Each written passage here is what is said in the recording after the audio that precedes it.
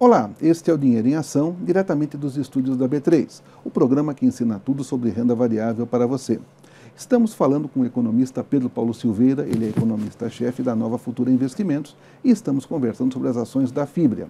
Se você não assistiu os programas anteriores, nos quais nós discutimos a estrutura da empresa e a estratégia da empresa para crescer, eu sugiro que você assista para não perder o fio da meada e porque tem muita informação importante lá. Mas agora, neste último bloco, nós vamos discutir se a ação desta empresa, que é muito boa, também é uma boa oportunidade para o investidor. Então, Pedro Paulo, nós já vimos que a Fibria é uma excelente empresa, tem uma boa governança, tem uma estrutura sólida. Agora, nós sabemos que commodities têm oscilações de preços cíclicas em todo o mundo. É uma ação de risco? É uma ação boa? Sim, não, por quê? Uma ação é boa quando dá um retorno bom para o acionista. Sem dúvida. Então, você deter um ativo depende de quanto risco ele te dá e quanto retorno ele te dá também. Então, essa relação entre risco e retorno tem que ser muito bem ponderada.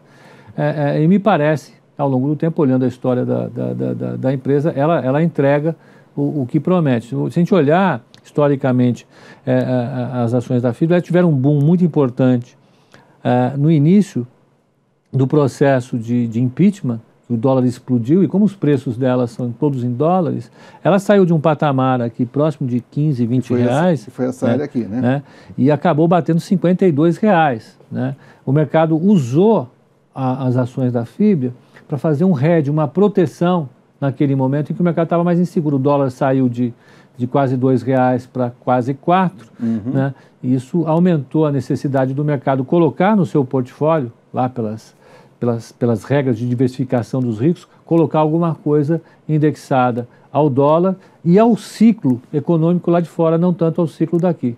A partir do momento em que o governo foi mudado, o governo assumiu com uma proposta de reformas, o dólar acalmou, caiu de 4 para 3 e alguma coisa, a ação caiu de 52 praticamente para 18, ali em meados do ano passado. O mercado achou que o papel da celulose não estava tão interessante assim para proteção, o dólar havia caído e os preços internacionais da celulose caíram também. Ela caiu. Agora, aconteceram duas coisas importantes. Como é que se explica, então, que ela voltou e os preços da celulose voltaram a subir novamente e depois dos ajustes todos que a empresa fez e começou a entrar em operação, começaram a entrar em operação as plantas do Mato Grosso do Sul, que a gente viu lá, que estão produzindo 3 milhões e 200 mil toneladas ano, a empresa começou a entregar resultados como entregou. Então ela passou a ficar no radar de todos os analistas, né, como estava conosco, e voltou aí para um patamar. Ela não só subiu, como ela rompeu o patamar anterior. Ela tinha atingido uma máxima de 52 reais, agora ela bateu quase 54 reais e deve ter uma trajetória de valorização ao longo do tempo ainda. Porque essa é a grande pergunta. Ela está no máximo. Você acredita que esse papel vai continuar subindo, que ela ainda pode... A gente precisaria olhar os indicadores dela, que espero estejam aqui.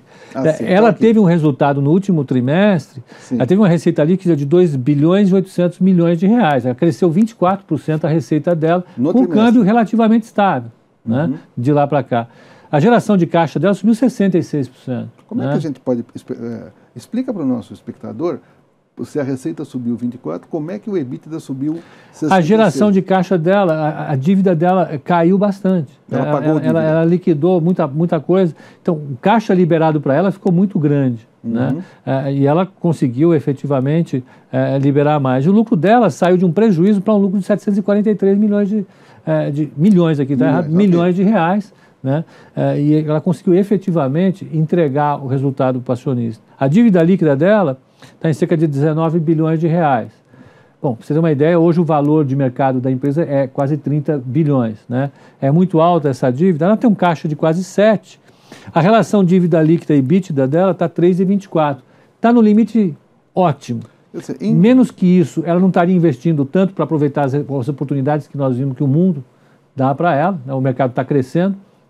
Mas se ela fizer dívida demais, ela consome os lucros com o pagamento para os não acionistas. Então, a relação dívida está super boa. Se pegar a relação entre o preço e o lucro, o passado, que está contaminado com o prejuízo do ano passado, ainda estava elevado, com 44, mas se você estimar esse lucro aqui se comportando dessa maneira para os próximos trimestres, ela deve ter um PL da ordem de 10, o que é baixo.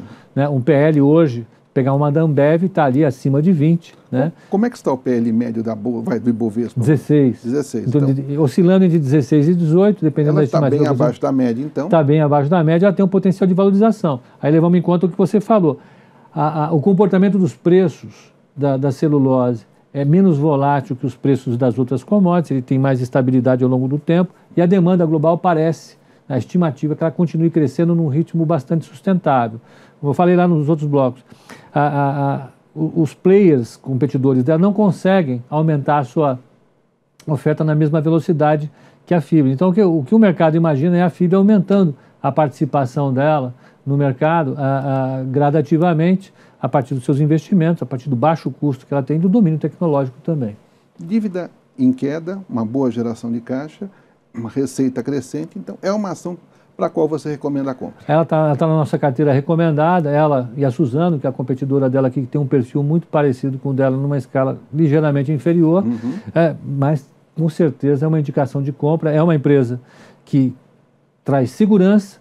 Ao diversificar o seu portfólio, você tem poupança com juros, você tem empresas com ciclo local, você tem empresas em real, você vai ter uma empresa que tem o valor dela associado ao dólar e associado ao ciclo externo. Você vai diferenciar e gerar valor a partir daí. E é uma empresa que tem promessa de crescimento ao longo do tempo, então é uma indicação com certeza. A ação hoje está ao redor de 53, 54. Vocês têm um preço-alvo para esse papel? Não, a gente não fixou o preço-alvo dela, porque ela acabou de divulgar o resultado. A gente vai passar por uma fase de reavaliação e ver o que a gente pode estimar. Mas, a rigor, a gente mantém a recomendação na carteira recomendada, sem dúvida nenhuma. Maravilha.